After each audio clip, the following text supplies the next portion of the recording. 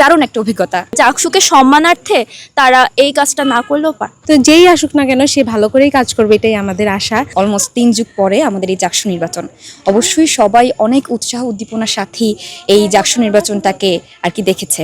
তো আমি যদি আমাদের মেয়েদের হলের কথাই বলি, আমরা মেয়েরা হচ্ছে রাতের বেলা মেহেদি দিয়েছি, আবার সকালবেলা হচ্ছে নতুন জামা কাপড় পরে মানে ভোট দিতে এসেছি। তার মানে বুঝতেই পারছেন অনেক উৎসব মুখর একটা পরিবেশেই হচ্ছে আমরা মূলত ভোট প্রদান করেছি।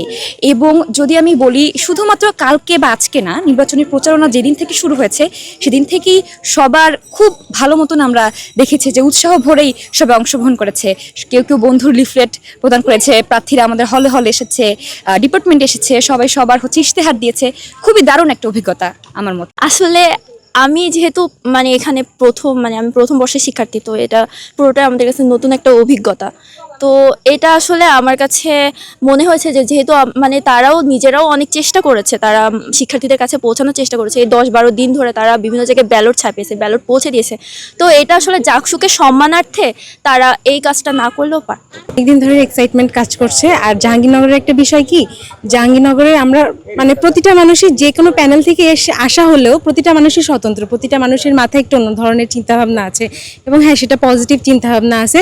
তো যেই আসুক না কেন সে ভালো করেই কাজ করবে, এটাই আমাদের আশা তাদের প্রতি। এখন কোন দল ভেদে আসবে না ভেদে আসবে সেটা জানি না, একটা সাধারণ শিক্ষার্থী হিসেবে আমার মনে হয় সবাই যেই আসুক না কেন ভালো কাজ করবে, আমাদের পক্ষেই কাজ করবে আর কি।